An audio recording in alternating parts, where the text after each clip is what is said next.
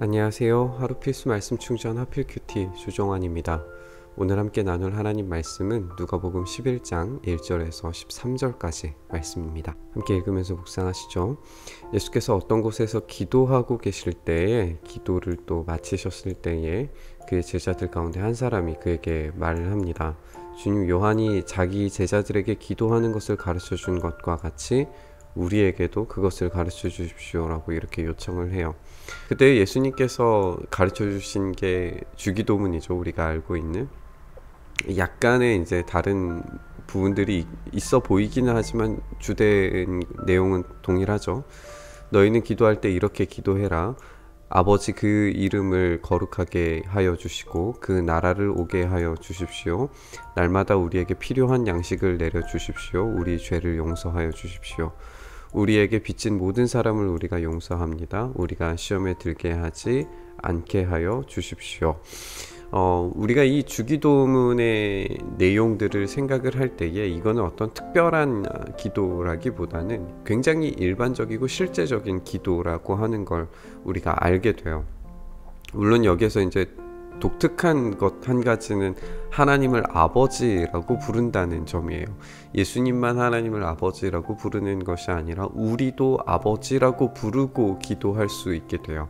고대의 기도문들을 살펴보면 굉장히 어떤 신적 존재에 대한 이름을 중요하게 생각했기 때문에 그 이름을 장황하게 설명하고 나열하고 잘 이렇게 이름을 부르기 위해서 노력하는 그런 부분들이 존재하는데, 오늘 이 본문에서는 그런 것들이 다 생략되어 있어요. 그냥 하나님을 아버지라고 부르는 것만으로도 충분한 거예요. 이게 잠시 후에 우리가 읽게 될 비유에서도 적절하게 등장을 하게 될 텐데, 어쨌든 이 하나님을 아버지라고 부른과 동시에 그 나라가 오게 하십시오, 하나님의 나라가 오게 하십시오라고 그렇게 기도하는 것을 우리가 보게 됩니다. 그리고 우리에게 실제로 필요한 양식, 하루에 일용할 양식을 우리에게 달라고 하는 건데, 이게 이제 잠시 후에 나오는 비유에서도 연결이 될 것 같아요. 우리의 죄를 용서해 달라는 것, 그리고 우리에게 빚진 모든 사람을 우리에게 용서한다는 것, 이 두 가지의 이야기 모두 우리의 일상에서 만나는 이야기가 될 것이고, 우리를 시험에 들게 하지 않게 하여 주십시오 라고 하는 이야기도 우리가 죄 가운데 빠지지 않도록 하나님께서 그것 가운데에서 도와주시기를 위해서 기도하는 거예요. 그러니까 우리가 이 주기도문은 단지 주문처럼 외우는 기도여서는 안 되고 하나의 카테고리화 되어져 있는 기도문이라고 우리가 생각하면 좋을 것 같아요. 우리가 팀 켈러의 기도를 함께 나누고 있는데, 그 팀 켈러의 기도에서도 이 내용이 이제 나오게 될 거예요. 그러니까 한편의 카테고리라고 생각을 하는 건 뭐냐면, 날마다 우리에게 필요한 양식을 내려주십시오 라고 카테고리가 우리에게 주어졌다면, 오늘 나에게 오늘 하루 정말 필요한 오늘의 양식과 같은 일들을 풀리게 해주십시오, 그런 양식을 채워줄 것들을 채워달라고 하는 긴 일련의 기도가 가능하겠죠. 우리의 죄를 용서해 달라고 하는 카테고리 안에 우리가 범죄한 일련의 모든 내용들이 다 고백되어질 수 있을 것이고, 우리에게 빚진 모든 사람에 대한 이름들, 내용들, 상황들에 대한 설명과, 그리고 우리가 용서한다는 그 용서의 마음을 담은 긴 기도문이 가능해질 거예요. 하나님 나라가 임하게 해달라고 하는 기도에서도 사회적 정의에 대한 긴 기도문이 물론 가능하겠죠.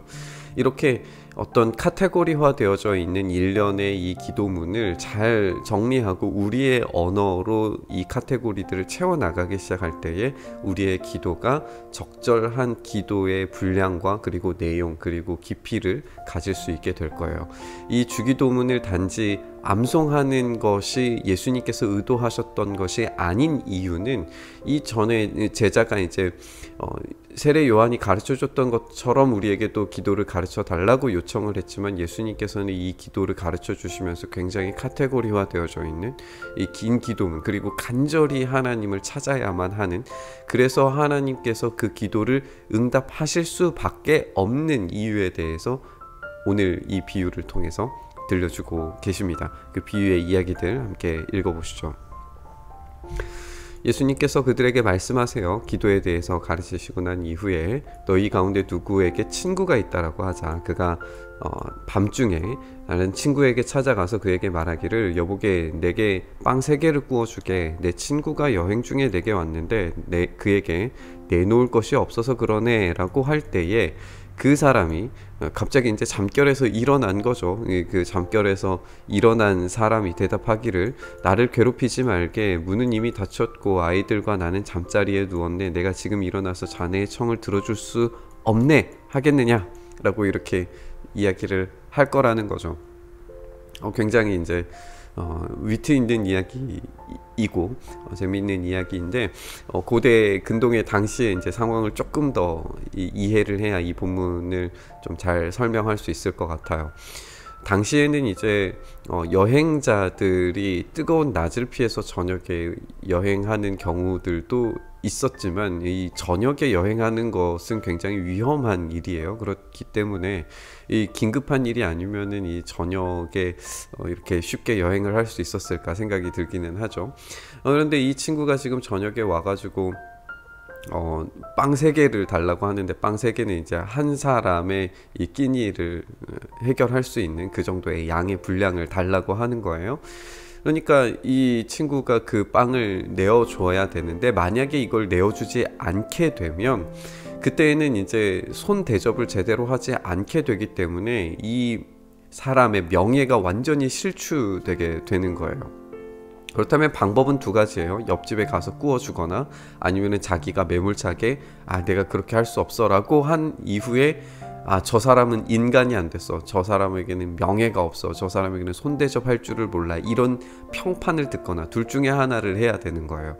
그렇다면 이 사람의 이 2가지의 반응 중에서 하나, 이 친구에게, 다른 친구에게 가서 이제 빵을 꾸기 위해서 가는 거죠. 그런데 이 빵을 꾸기 위해서 가는 건 굉장히 염치를 불구하고 가야 되는 거예요. 또 다른 친구가 마음속에 생각하기를 나를 괴롭히지 말라고, 문은 이미 닫혔고 아이들 지금 다 자고 있는데, 이게 그 당시에는 이제 잠을 잤다라고 하는 게 한 방에서 자기 때문에 아이들이 이제 다 일어나야 되는 상황이잖아요. 거기에서 또 이제 막 식사를 준비를 해서 대접을 하게 되면은 이건 굉장히 큰 낭패예요. 그냥 한 사람만 귀찮게 하는 게 아니라 온 식구 전체를 깨워야 하는 일이고, 만약에 거기에도 일용할 양식이 없으면 또 다른 곳으로 집으로 가서 이렇게 찾아야 되는 상황인 거죠. 그러니까 이 상황 자체는 지금 단지 한 사람의 요청을 들어달라고 하는 게 아니라 온 마을 공동체가 자기들의 명예를 걸고 지금 이 손을 대접할 거냐 말 거냐 하는 그런 문제로 확장이 되게 되는 거예요.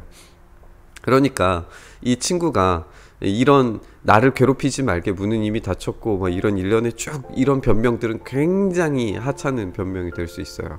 이거는 심각한 마을의 명예가 달린 문제이기 때문에 이것이 아이들이 깨우어지고 뭐 문이 닫혔고 이런 정도의 수준이 아니라 이 명예의, 이 당시 이제 명예 문화, 수치의 문화이기 때문에 굉장히 중요한 사건인데, 이런 일을 가지고 거절할 경우에 이 사람조차도 이제 불명예를 당하게 될 거죠.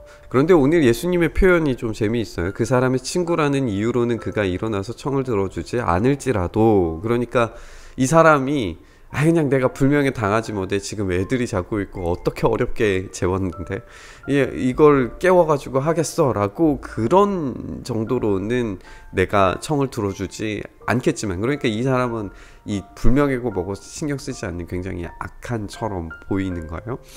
그런 악한이라 할지라도 그가 졸라대는 것 때문에는 일어나서 필요한 만큼 줄 것이다. 그러니까 이 친구가 지금 끊임없이 계속해서 반복적으로 문을 두드리면서 귀찮게 할 것을 알고 있기 때문에 그 귀찮음 때문에서 응답해 주리라고 하는 거예요. 그러니까 그런 끈질긴 기도로 이 카테고리가, 예수님께서 가르쳐 주신 기도가 카테고리화되어서 정형적인 그냥 한번 기도하고 마는 그런 기도가 아니라 거기에 내용을 붙이고 살을 붙이고 거기에 반복적으로 계속해서 끊임없이 기도하기 시작할 때에 어떤 일이 벌어지겠느냐라고 하는 그런 이야기예요. 그래서 예수님께서 이 뒤에 우리가 정말 사랑하는 말씀을 이제 붙여 주시잖아요. 구하여라, 그리하면 너희에게 주실 것이다. 찾아라, 그리하면 찾을 것이다. 문을 두드려라, 그리하면 너희에게 열어줄 것이다. 구하는 이마다 받을 것이고 찾는 사람마다 찾을 것이고 문을 두드리는 사람에게 열어주실 것이다 라고 이렇게 설명을 하세요.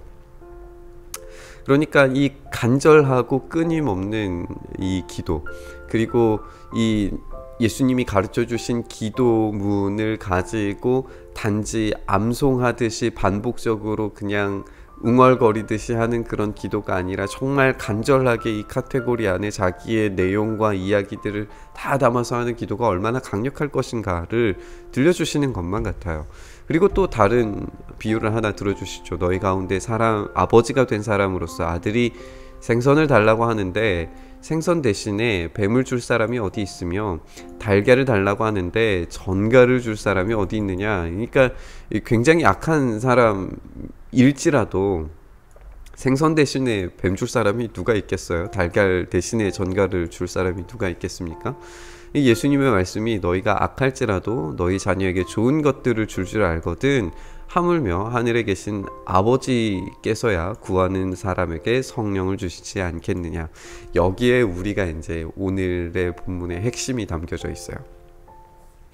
우리는 계속해서 끊임없이 멈추지 않고 구하고 찾고 두드려서 우리의 기도의 응답을 받을 거라고, 그래서 우리의 기도에 적절한 분량들과 깊이들이 필요하다라고 그렇게 이야기하고 그리고 가르치고 그렇게 배웁니다.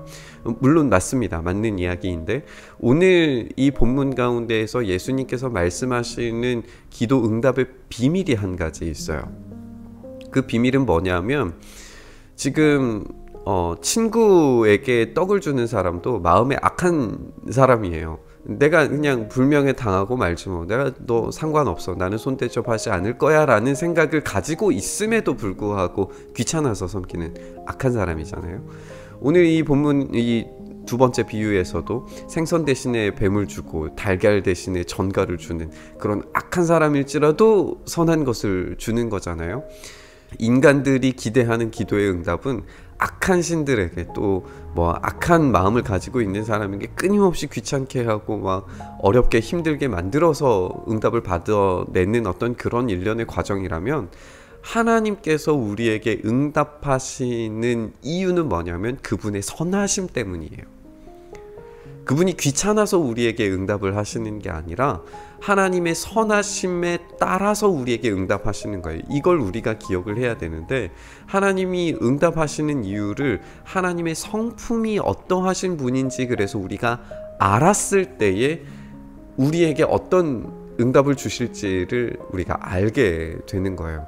이걸 우리가 팀 켈러의 기도의 이제 첫 부분에서 나눴던 내용인데, 그래서 하나님이 어떤 분이신지 우리가 깊이 알아가고 하나님이 어떤 분이신지에 대한 깊은 묵상이 있을 때에 비로소 우리가 받아야 하는 참된 응답의 비밀들, 구하고 찾고 두드려야 하는 것들이 무엇인지 알 수 있게 돼요. 그리고 오늘 이 본문의 마지막 말씀처럼, 그래서 결국에 하나님께서 우리에게 수여하시고 보내시는 것만 뭐냐 하면 예수의 영, 성령님을 우리에게 보내주심으로 말미암아 우리가 말할 수 없는 탄식 가운데에서도 기도할 수 있게 하시고, 그리고 우리의 이 예수님께서 가르쳐 주신 주기도문이라고 알고 있는 이 카테고리화 되어져 있는 기도가 꽉꽉 채워져서 우리의 삶으로 기도하게 되는 이런 놀라운 기도의 확장을 경험할 수 있게 되는 거예요. 그런 기도가 우리에게 이루어지기 시작할 때 하나님 응답하시고, 그것이 다시 우리의 기도로 감사로 올려지게 되고, 이런 기도의 선순환이 이루어지게 되는 거죠. 오늘의 이 말씀 가지고 그렇게 넓은 사랑으로 부어주시는 하나님의 놀라운 은혜를 우리가 기대하면서 기도의 자리로, 우리의 주기도의 자리로 나아갈 수 있었으면 좋겠습니다. 우리가 그렇게 하나님 아버지께 우리의 삶을 온전히 드려 기도합니다. 하나님, 우리의 삶을 이 기도의 자리에서 온전히 승리할 수 있게 하시고 우리에게 가장 좋은 것으로 부어주시는 성령님을 우리에게 충만하게 내려주셔서 하늘의 놀라운 은사를, 하늘의 새로운 능력을 우리에게 부여하시며 새로운 사람으로, 새 인생으로 우리의 기도가 풍성해질 수 있도록 주님 붙드시고 인도하여 주시옵소서. 반드시 응답하시고 더 좋은 것들로 채워주실 것을 우리가 기대함으로 기도하오니 주님의 응답을 우리의 삶 가운데 채워 주시옵소서. 그렇게 일하여 주시기를 간절히 소망하며 우리 주님 예수님 이름으로 기도합니다. 아멘. 오늘 부딪힌 말씀 가지고 함께 기도의 자리로 나아가시죠.